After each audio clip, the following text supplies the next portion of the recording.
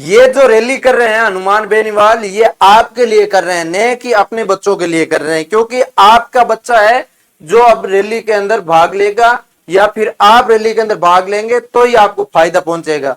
क्योंकि जितना ज्यादा रैली में माता दी की भी तो फायदा है। आप बात मैं क्यों कह रही हूं, ने मैं हनुमान बेनीवाल के पक्ष में बोल रही हूँ, ने आप भजन लाल जी शर्मा के पक्ष में बोल रही हूँ।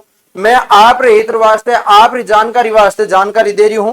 आप सब ने पता है कि हनुमान बेनीवाल या फिर जो भरतपुर के लोग हैं वो एक महासभा कर रहे हैं, महारैली कर रहे हैं, जिसके अंदर इनविटेशन हनुमान बेनीवाल को दिया गया है, मुख्य अतिथि इनको बनाया गया है। कब है रैली? 22 जून को अब बताई जा रही है। अब देख लेना आप, तो इसके अंदर रैली होती है तो आपको पहुंचना जरूरी है। पहले 21 तारीख को था, अब नीट पेपर की वजह से आगे खिसकाया जा रहा है कि 22 तारीख को होने की संभावना है और 22 तारीख को होगी। अब मैं किसी को कोई टारगेट नहीं कर रहा हूं, आपको सच्चाई आज की इस वीडियो के अंदर बताऊंगा। तो आप फटाफट से इस पेज को फॉलो जरूर कर लेना, क्योंकि मैं ऐसी इंफॉर्मेशन जानकारी आपके लिए देता रहता हूं। और फेसबुक पे अभी तक 18,000 फॉलोअर्स हुए हैं, वीडियो 1 लाख 2 लाख व्यूज आते हैं। तो आप इस फॉलो बटन पे क्लिक करके, यहाँ ऊपर कोने के अंदर फॉलो बटन है, इस पे क्लिक कर दो तो आपका चयन है जो इस रैली के अंदर माना जाएगा और इसी टाइप से भाग आपको लेना है। पूरी जानकारी दूंगा, ये पोस्टर बाद में बताऊंगा, ये रैली किस वजह से हो रही है, क्या ये रैली के अंदर भाग लेना सही है या गलत है, वो भी चीजें अपने कवर करते हैं। तो इसका ऑथेंटिक डाटा मैं आपके सामने लेकर आया हूं, कुछ गूगल से रिसर्च करके। तो इसके बारे में आप जानकारी देख लो। जानकारी यह है कि भरतपुर और धौलपुर के जाटों को आपके आरक्षण से बाहर क्यों किया जाता है, तो ये सबसे पहले यहां से जानकारी देख लो। 1997 के अंदर यहाँ पे एक राष्ट्रीय पिछड़ा वर्ग ओबीसी आयोग जो था, जो एनसीबीसी नाम से था, इन्होंने राजस्थान के जाटों को ओबीसी सूची में शामिल किया था, सिफारिश की थी।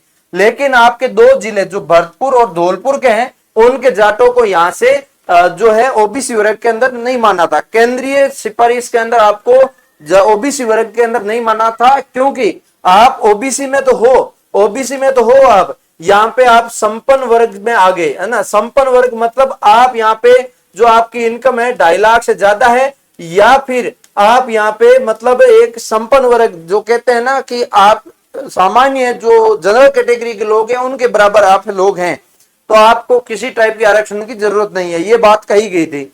उसके बाद क्या हुआ, उसके बाद यहाँ पे सन 2000 के अंदर भरतपुर और धौलपुर के जाटों के साथ जाटों के भी केंद्रीय जो सूची में शामिल हुए थे, फिर एक बार रिपोर्ट की गई। उस रिपोर्ट के अंदर सीधा सिंपल सा बात है, 1997 के अंदर हुआ, फिर आपके 3 साल बाद में फिर से एक बार रिपोर्ट जारी की गई, रिपोर्ट निर्णय लिया गया। उस रिपोर्ट के अंदर आपको जो है केंद्रीय सूची के अंदर ओबीसी में मान लिया कि आप ओबीसी के अंदर हो और आप संपन्न वर्ग नहीं हो, तो आपको ओबीसी का आरक्षण मिल जाएगा।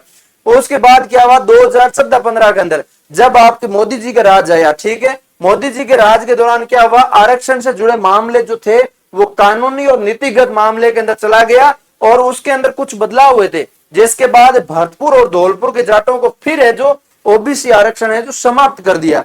आपको उस टाइम ओबीसी आरक्षण से हटा दिया, ठीक है। यहां से क्या हुआ, ओबीसी आरक्षण से आपको समाप्त कर दिया, यहां से आपको ओबीसी आरक्षण हटा दिया। फिर आपके वर्ष 2017 के अंदर फिर से एक रिपोर्ट आई थी और उस रिपोर्ट के अंदर ये राज्य पिछड़ा वर्ग आयोग की रिपोर्ट के आधार पर इन दोनों जिलों के जाटों को फिर से ओबीसी आरक्षण में मिल गया।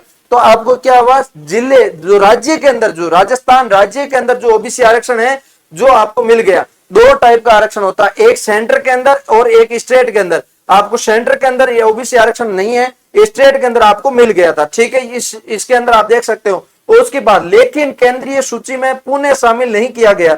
2017 के अंदर आपको केंद्रीय सूची के अंदर फिर से शामिल नहीं किया गया था ओबीसी आरक्षण के अंदर। तो अब इसके अंदर अपने जानेंगे कि ओबीसी आरक्षण में आपको नहीं होने से क्या नुकसान हो रहा है, आपके बच्चों को क्या नुकसान हो रहा है, आप कहां इसके अंदर फंस रहे हैं, क्या गलती कर रहे हैं। तो आपको मैं बता दूं, राजस्थान की एक तो जितनी भी योजनाएं होती है, जितना भी आपके लिए यहाँ पे हो पा रहा है, राजस्थान गवर्नमेंट आपके लिए कर रही है, उसके अंदर मैं आपको बता दूं कि राजस्थान की सरकार यहाँ पे ओबीसी का जो लाभ है वो आपको नहीं मिलता, क्योंकि आप सबको पता है ओबीसी को यहाँ पे 27% आरक्षण जो दिया गया है वो ओबीसी के अंदर यहाँ पे आपको फायदा नहीं पहुंचता। ये आपको यहाँ पे राजस्थान सरकार वाले में पहुंच जाता है, लेकिन आपको सेंट्रल गवर्नमेंट के अंदर आपको ओबीसी का आरक्षण नहीं मिलता।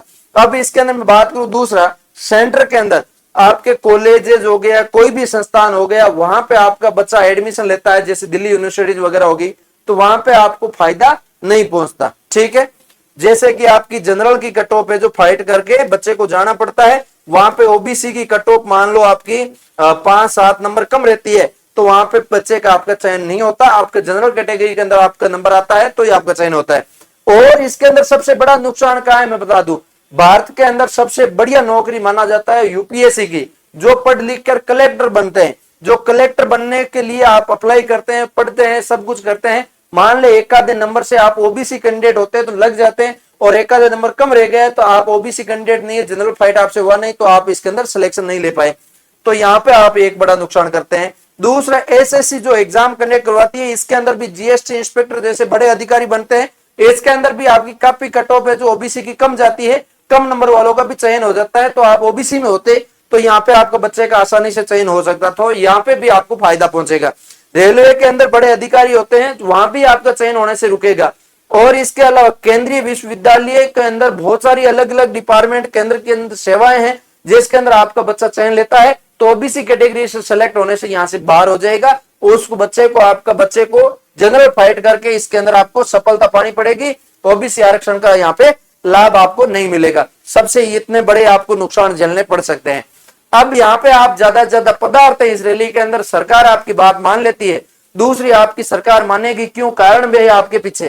कारण यह है कि राजस्थान के अंदर आपके हनुमान बेनीवाल जहां भी जाते हैं वहां से एक न्याय की आपकी गुहार लगाई जाती है, न्याय आपको मिलता है। आप कोई भी इनका मुद्दा उठा के देख लो, राजस्थान के किसी भी कोने में इनको न्याय है जो हमेशा मिलता ही है। और आप इस बंदे को आप बुला रहे हैं, आपके बीच में आ रहे हैं, तो आपकी सौभाग्य की बात है कि आपको यहाँ पे न्याय मिलना संभव है। दूसरा, एक तिगड़म और मिल रहा है यहाँ पे, वो तिगड़म है आपके क्षेत्र से भजन लाल शर्मा है जो आपके मुख्यमंत्री है, जो आपके वर्तमान के जो भजन लाल शर्मा आपके भरतपुर के क्षेत्र से है, और भरतपुर के क्षेत्र की होने की वजह से आपको यहाँ पे ज्यादा संभावना है कि आपको मिल सकती है। आप यहाँ पे भरतपुर के होने के नाते आप भजन लाल शर्मा को भी कह सकते हैं, और इनके माध्यम से भी आपकी आवाज भजन लाल शर्मा के कानों तक पहुंचती है तो आप यहाँ पे फायदा पहुंचा जाएगा। आपको तो कहीं ना कहीं अल्टीमेट आपको फायदा होना है, चाहे हनुमान बेनीवाल आके फायदा हो, चाहे आपको भजन लाल शर्मा दे, आपको तो फायदा चाहिए और आपको ओबीसी आरक्षण चाहिए, तो आप इसके अंदर भाग लेंगे, हिस्सेदारी बनाएंगे। यहाँ पे जाट समाज होने की वजह से जाट लोग ज्यादा है, उसी की वजह से यहाँ पे हनुमान बेनीवाल आ रहे हैं, तो इनका भी स्वागत कम नहीं होना चाहिए, क्योंकि ये भी जाटों का नेता अपनी कौम का नेता नहीं होगा तो दूसरा किसी का होगा, क्या होगा। ठीक है, तो इसके अंदर मैं बात करूं आपके लिए यहाँ पे, तो ये आपको ओबीसी आरक्षण के अंदर यहाँ पे संयोजक करता नयन सिंह फौजदार है, जाट आरक्षण संघर्ष समिति के, जो आपके भरतपुर धौलपुर डीग के हैं। ठीक है, यहाँ पे डीग नया जिला भी आपको पता होगा। तो ये सारा चीजें हैं, और स्थान यहाँ पे MSJ खेल मैदान भी रखा गया है, तो ये आपको यहाँ पे जाना चाहिए और भाग अपना लेना चाहिए। ठीक है, समझ गए, ये आपको फायदा, फॉलो जरूर कर लेना, फॉलो जरूर कर लेना, कहीं ना कहीं आपको यहाँ पे फायदा पहुंचेगा, तो आपको चौंकना नहीं है। तो ये सारी चीजें हैं, आपकी रैली के अंदर भाग लेना कितना महत्वपूर्ण है। आपकी रैली हो रही है या किसी और के लिए रैली हो रही है, आप भरतपुर के ओबीसी आरक्षण के लिए शामिल हो रहे हैं, तो बहुत अच्छी बात है आपके लिए। तो उम्मीद करता हूं आपको मैंने डिटेल एक्सप्लेन दी है, सारी जानकारी दी है, कैसी आपको लगी है कमेंट करके जरूर बता सकते हैं। आपके भी कोई क्वेश्चन है तो आप कमेंट कर सकते हैं। मैं मिलूंगा किसी नए सेशन के साथ, तब तक के लिए जय हिंद, जय भारत।